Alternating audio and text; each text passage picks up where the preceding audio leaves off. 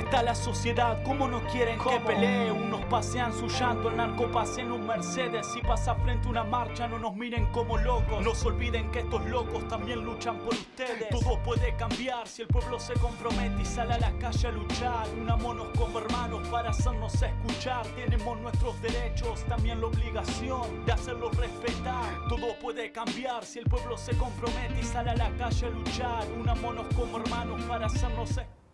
Hola, muy buenas tardes. Un gusto volver a compartir con ustedes Voces de San Lorenzo y la región. En esta oportunidad vamos a estar hablando de la región, pero la región en América. En una semana con mucha turbulencia, con mucha crisis política en las calles, sobre todo en Chile, esta última semana que ha recrudecido. También nosotros en la Argentina, bueno, en veda ya, pero en el domingo con las elecciones a nivel nacional, estamos ya privados de poder hablar de esa situación, pero bueno, en ese contexto se da esta elección también en la República Argentina. Vamos a estar hablando de este tema. Los invitados de hoy son Alberto Cortés, de la Liga de los Pueblos Libres en el Frente Social y Popular, y Luis Molina, secretario general del PCR de la provincia de Santa Fe. Los invitamos a ver quiénes son los que hacemos Voces de San Lorenzo y la región, y volvemos con los invitados.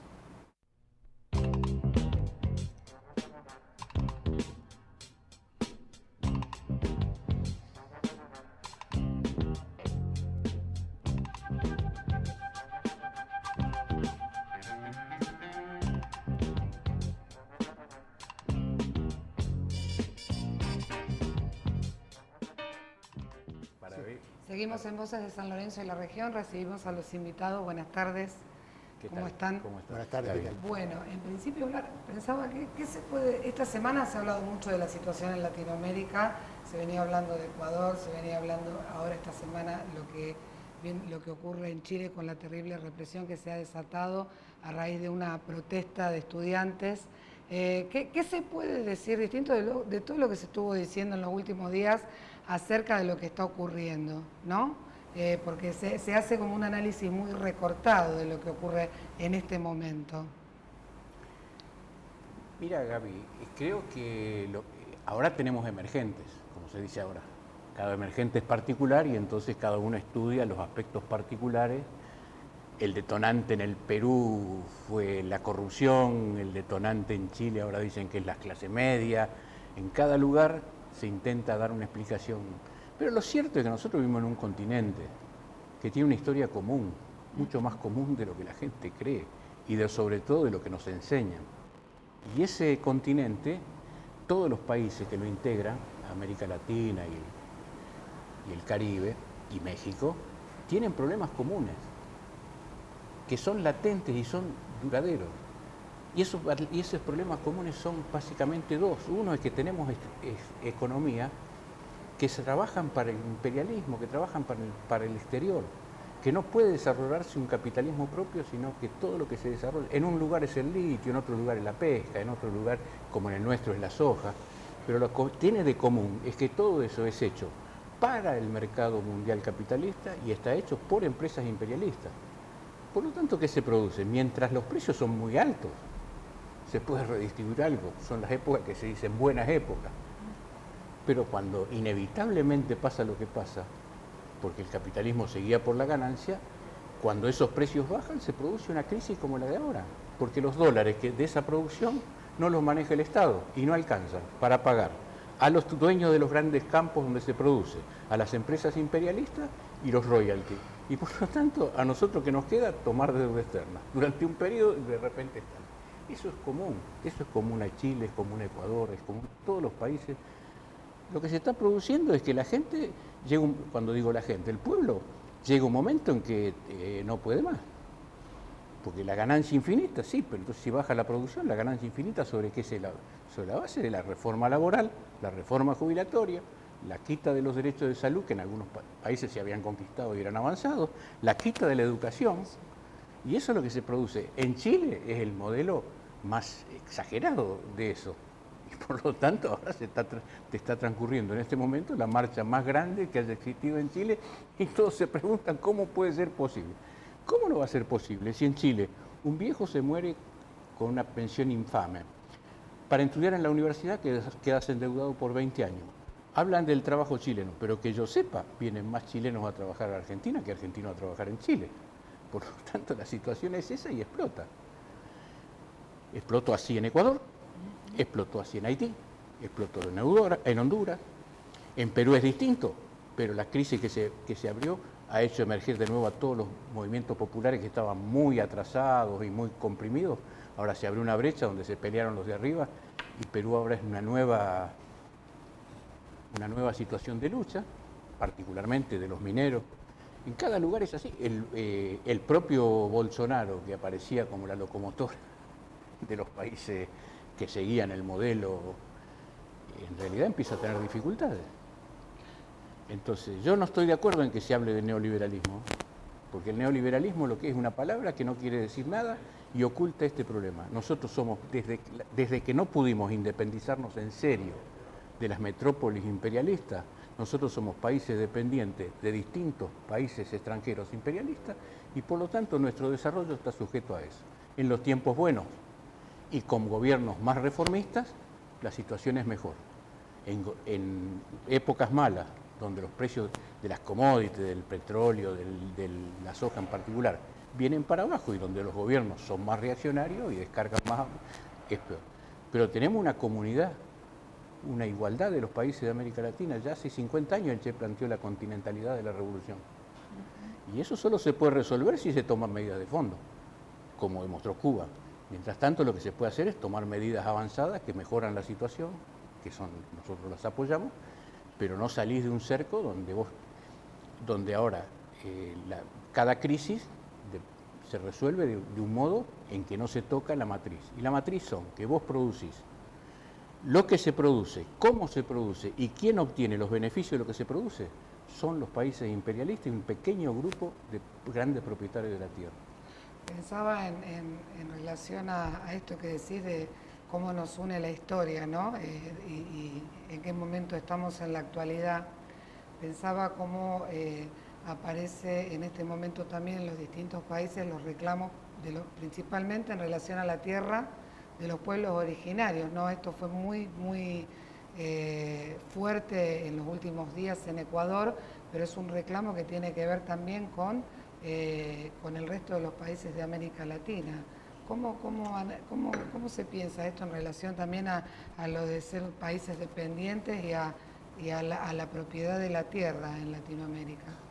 Sí, tiene que ver con toda la historia que tiene ya 500 años, donde, bueno, el saqueo del cual hablaba Lucho comienza con justamente la invasión genocida de los europeos, digamos que todavía, por ejemplo, la derecha española celebra como el Día de la Hispanidad, y lamentablemente acá en la Argentina un tiempo lo hacíamos también, que llevó al exterminio de los pueblos originarios y también luego además al saqueo de, sobre todo, sus tierras y además de la esclavización de aquellas civilizaciones que, digamos, sobre todo en el caso de los incas y los pueblos sometidos por los incas, que ya estaban acostumbrados a algún grado de explotación y fueron esclavizados fácilmente por los españoles. Otros, como los pueblos que vivían en una sociedad donde estaban acostumbrados a trabajar libremente, sin ningún opresor, ni siquiera pudieron hacer eso, ¿no? Como la mayoría de los pueblos originarios de la llanura. Ahora, eso ha ido cambiando, hoy eso se mezcla con muchas otras realidades sociales, porque, por ejemplo, países como la Argentina juega un rol importante la inmigración, los pueblos originarios juegan un rol importante, pero hay también muchos otros sectores. Y en el caso particular de Chile, y no solamente Chile, yo creo que tiene que ver además con que a partir, digamos, hay una historia que, sin irnos tan lejos, yo tomaría particularmente desde el año 70, donde toda la lucha de los trabajadores y sobre todo de la fuerza de izquierda chilena durante muchos años lograron instalar un gobierno que se planteaba un horizonte diferente de este capitalismo y de esta dependencia que comentaba Lucho, que bueno, eso resultó absolutamente intolerable, sobre todo para los Estados Unidos, que ya desde la época de la declaración de independencia de los Estados Unidos se planteó someter a toda América. Eso está escrito por los llamados padres fundadores. Los Estados Unidos que se construyeron, esto lo dice Noam Chomsky, fundamentalmente sobre el saqueo de las tierras de los pueblos originarios, la esclavitud de la población negra, también se plantea expandirse por toda América Latina de diferentes formas. E inclusive desde la Segunda Guerra Mundial apropiarse, y lo lograron durante algún tiempo, desde la década de los 90, de ser la única indiscutida superpotencia del mundo. Eso está empezando a cambiar. Estados Unidos está perdiendo ese lugar hegemónico, sobre todo en Medio Oriente, ha sufrido reveses importantes en Siria, lo último, una retirada tan vergonzosa de la zona norte de Siria que la propia Cámara de Representantes de los Estados Unidos lo repudió, digamos, porque, bueno, por una serie de detalles que como me voy a extender ahora. Esa pérdida de poder de Estados Unidos en el mundo y avanzar hacia un mundo mucho más multipolar, donde yo creo que los latinoamericanos tenemos que pensar en proyectos nacionales centrados en nuestra propia realidad y nuestras necesidades, pero que a su vez aprovechen esa situación multipolar para, digamos, poder tener un mayor grado de autonomía, porque estamos en un mundo donde hace muchos siglos, casi de donde es imposible proyectos absolutamente aislados, pero sí es posible ubicarse con mayor o menor autonomía e independencia. El gran enemigo digamos, que tenemos que avanza en contra de eso, intenta avanzar en América Latina, como se ve particularmente en el caso de Venezuela, es Estados Unidos, y hay una serie de países, de gobierno mejor dicho, donde Piñera jugó un rol destacado, Macri en Argentina, que se prestan para hacer los trapos de piso del imperio norteamericano y, bueno, hacerle la tarea sucia. Yo creo que, además de Chile, es interesante hablar hoy en Bolivia. Evo Morales acaba de ganar su reelección en primera vuelta y la OEA, que realmente se ha convertido prácticamente en la cloaca de América, mejor dicho, la misión de observación de la OEA, pretende que violando la Constitución boliviana se haga una segunda vuelta. Y además, haciendo afirmaciones que no corresponden a ningún observador externo. Los observadores externos en las elecciones van a dar recomendaciones técnicas de la elección, no a opinar políticamente, por ejemplo, si hay que hacer una segunda vuelta. De manera que, bueno, estamos en toda una lucha por la independencia nacional, como decía Lucha, y por la lucha de la independencia de los pueblos latinoamericanos, y donde es importante, bueno, esta interconexión. Es importante que hoy estemos hablando de Chile y de otros países latinoamericanos, porque tenemos que aprender de esas experiencias. Creo que no es casualidad que pase esto en Chile, creo que lo que pasó en Ecuador anima a los chilenos que durante 30 años habían visto, digamos, lo había dominado el temor, y pueden expresarse por primera vez en mucho tiempo. Hay una característica que sucede en los últimos días en relación a toda la información que empezó a surgir de lo que ocurría en estos países, y ahí mucho tienen que ver los medios de comunicación hegemónicos, de mucha sorpresa de la población, de la gente en relación a qué pasa. Por ejemplo, con Chile en particular se ha hecho se ha armado un mito en relación a que Chile era un ejemplo en relación a los países, un oasis, como lo definía el mismo Piñera en Latinoamérica, y este estallido que ha habido en Chile, como en otros, pero particularmente en Chile, ha desatado también una represión tremenda, como en las peores épocas de la dictadura de Pinochet, dicho por la gente misma que lo está padeciendo. Estos modelos que la gente sale a combatir en este momento, ¿pueden cerrar de otro modo? ¿Cómo sigue adelante, por ejemplo, Chile en este momento? Los imperialismos, no solo Estados Unidos, sino China, que ha avanzado muchísimo en América Latina, todos esos imperialismos no van a abandonar un solo peso, un solo dólar de los que ganan por la vía pacífica. Nosotros vemos, digamos, lo que pasa es que no es que la gente no sabe, sino que se informa y se forma determinada conciencia. Nadie sabe que en Chile no vota la mayoría de la gente. Nadie sabe, porque nadie sabe, yo vengo de Paraguay, nadie sabe que nosotros, por mandato del imperialismo inglés, hicimos una guerra que aniquiló el 80% de los varones del Paraguay. No se sabe. Y eso a nosotros nos dejó endeudados por meses, por años. No digo un siglo porque puedo errarle. Hay toda una idea, no es una idea, es un trabajo sistemático de los imperialismos y de los sectores reaccionarios para instalar un determinado... Por ejemplo, una idea que es muy común. Es imposible hacer un gobierno nacional si no te apoyas en otra superpotencia. Pero eso nos llevó al desastre. Porque eso es la política permanente. Cuando nosotros nos independizamos eran los ingleses. Después, durante un tiempo acá, fueron los rusos que nos compraban ahora nos compran todos los chinos. Nunca jamás esos imperialismos van a alentar un proceso... Lo demostraron en Paraguay. En Paraguay, por el solo hecho de que Paraguay se convirtiera en una nación independiente, tuviera la primer fundición de hierro de toda América, tuviera ferrocarriles, tuviera telégrafo, hubiera nacionalizado una parte muy grande de las tierras, etcétera, se determinó que había que aniquilar y se aniquiló. 6 años de una guerra de Brasil, Uruguay y la Argentina contra Paraguay, que todavía hoy la pirámide de población del Paraguay no es la misma que la de cualquier otro pueblo. Quiere decir que la ferocidad es que reprimen los pacos. Los pacos son los carabineros de Chile.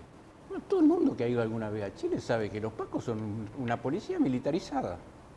Y los mandos del ejército chileno son los mismos mandos de Pinochet. Porque, como muy bien dijo ayer un orador en el acto acá, hubo 9 años de dictadura, pero después hubo 24 años de democracia. Y en esa democracia ni siquiera se juzgó al militar que torturó y asesinó al padre de la presidenta de Chile, que es la Bachelet. Quiere decir que ¿cómo te va a llamar? Es decir, puede que los pacos ahora dejen de reprimir, pero si dejan de reprimir es porque los riesgos de reprimir más pueden ser absolutamente más grandes que buscar una salida política y descomprimir la situación. El núcleo del ejército de Chile, el núcleo del ejército argentino, el núcleo del actual ejército paraguayo, todo eso son los reservorios de la dominación de los países. Hay momentos en que eso se afloja, hay momentos, nosotros tenemos el régimen peronista, donde se logró cambiar eso. Y yo voy a dar la vida porque se mantenga el gobierno de Evo Morales, porque es de todos los gobiernos socialismo siglo XXI que más avanzó, particularmente en darle la dignidad a los pueblos originarios de Bolivia. Pero tampoco me llevo la idea de que fácilmente, porque gane Evo en primera vuelta, se terminen los intentos de liquidar. ¿Por qué?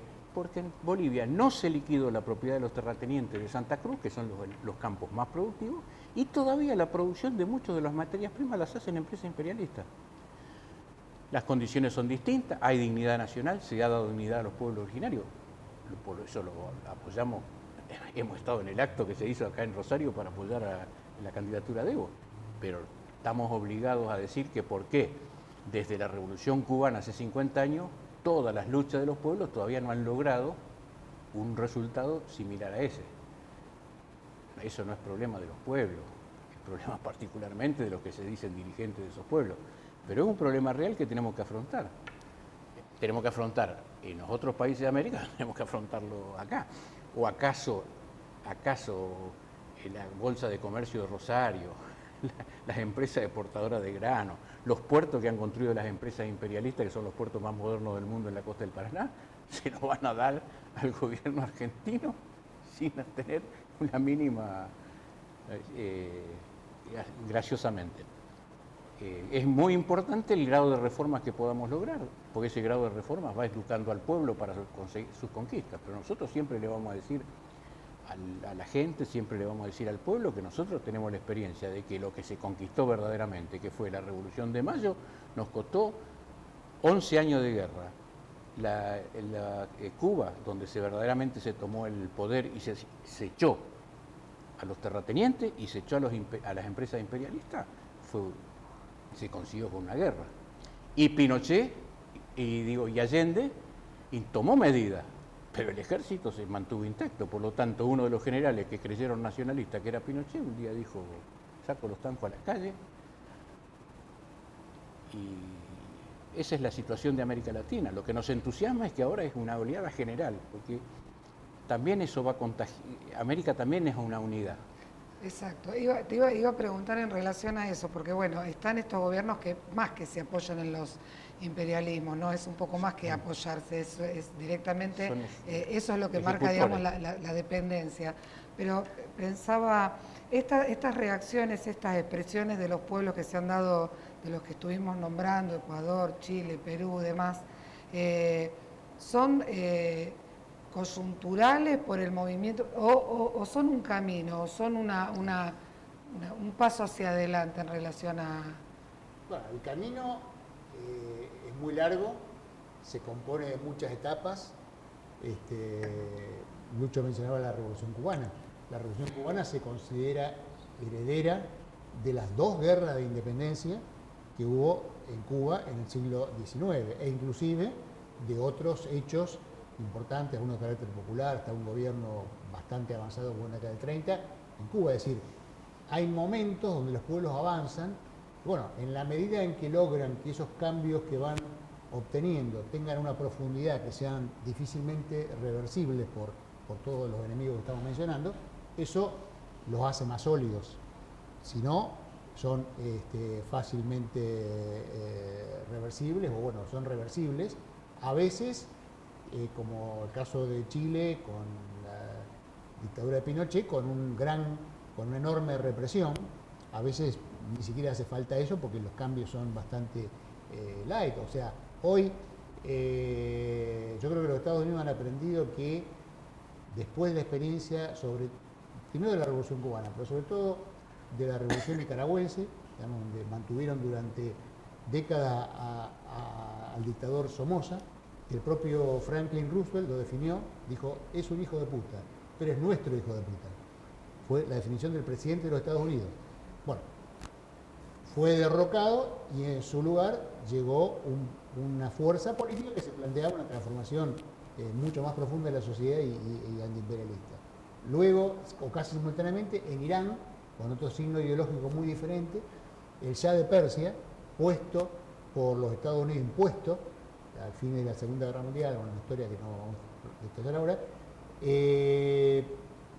también, digamos, un régimen sangriento, sanguinario, sobre todo después del derrocamiento de Mossadegh, de un nacionalista que había querido nacionalizar el petróleo en principios del año 50, la caída del Shah de Persia lleva a un sistema, digamos, como decíamos, ideológicamente muy diferente, tipo islámico, pero que evidentemente se ha mantenido enfrentado con Estados Unidos todos estos años. Entonces, es evidente, o se les hace evidente que no pueden, que es más conveniente tratar de mantener la dominación por otros medios que no sean las dictaduras abiertas que durante décadas impulsaron, especialmente en América Latina. Y entonces tenemos otros sistemas que parecen democracias, pero están muy lejos de aquella definición etimológica de la palabra democracia que es gobierno del pueblo. Digamos, los que gobiernan realmente no es el pueblo. Como decía Lucho, en Chile, tanto la derecha de Piñera como lo que era la concertación después de Pinochet eran planteos absolutamente tímidos o hasta, digamos, que profundizaban un mismo modelo en algunos temas. Entonces, la gente veía que eso no lo representaba y no iba a votar, ¿no? Porque no había otras alternativas con alguna fuerza. Por eso viene pasando de diferentes formas en muchos lugares, la utilización del lawfare, que lo vienen haciendo en Ecuador, en muchos lugares, en Brasil, el caso más importante, de utilizar jueces formados en Estados Unidos, deformando un montón de cuestiones para, digamos, por ejemplo en el caso de Brasil, sacar del medio a Lula, que evidentemente era el candidato indiscutido a ganar las elecciones, y poder imponer un personaje nefasto como Bolsonaro. Bueno, son todos mecanismos que parecen jugar dentro de la democracia. O sea, hoy no se dan los golpes de Estado, los gobiernos militares que durante décadas claramente Estados Unidos impuso en América Latina, pero se dan estos otros mecanismos que apuntan a lo mismo con otras formas. Y yo creo que hay que desenmascarar, creo que el rol de los medios de comunicación es un tema central, o sea, la mayoría de los medios de comunicación en el mundo están dominados por ese poder, y mienten a diario sobre lo que pasa.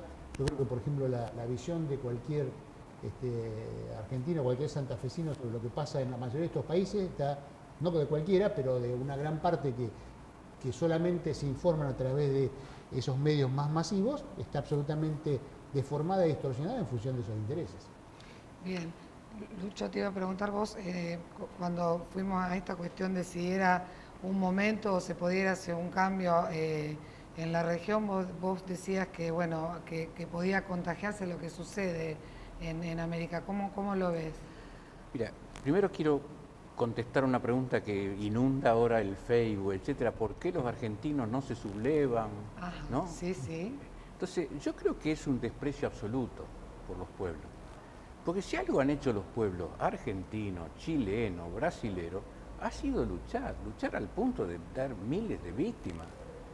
Yo tuve el sueño de visitar Iquique para conocer la escuela de Santa María, donde los milicos chilenos mataron a 8.000 obreros del salitre para frenar un paro, y cuando llegué la escuela de Santa María estaba demolida y es un super shopping dedicado a la venta de productos electrónicos. Te quiero decir, no es que la gente lucha por razones objetivas, o sea, lucha porque tiene necesidades. Ahora la gente salió en Chile por sus necesidades, no por nada. No sé, entendiendo por necesidades una cosa mucho más amplia que solo las económicas, porque une las reivindicaciones de género, las reivindicaciones de los pueblos originarios, une una cantidad de reivindicaciones, cuando estallan todas esas cosas. Pero el pueblo chileno ha luchado siempre. El pueblo mapuche impuso su independencia hasta el año 1880. La clase obrera chilena fue la que creó las condiciones para que Allende pudiera llegar al gobierno. Te cuento esa huelga del salitre, pero te puedo contar. O sea, el pueblo argentino luchó. 2001, ¿qué fue? ¿Qué fue lo que hacemos nosotros los 24? Es decir, acá los pueblos luchan.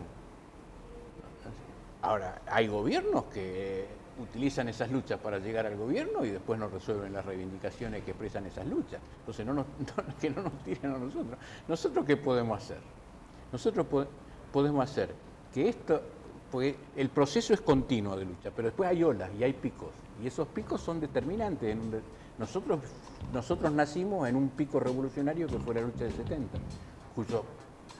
la generación del 50, 60, 70, cuyo hito máximo fue la Revolución Cubana, pero que revolucionó a todo el mundo, a todos los países emergentes, a todos los países de América. Nosotros podemos dedicarnos a llevar esa lucha lo más lejos que sea posible, lograr la mayor cantidad de reivindicaciones que se puedan lograr, utilizar todas las contradicciones entre los países imperialistas que podamos utilizar, pero teniendo claro que si nosotros no resolvemos el núcleo, que es la propiedad de esas empresas imperialistas y de esos grandes propietarios de tierra sobre los gobiernos, sobre los pueblos, no hay nada que quede definitivamente establecido.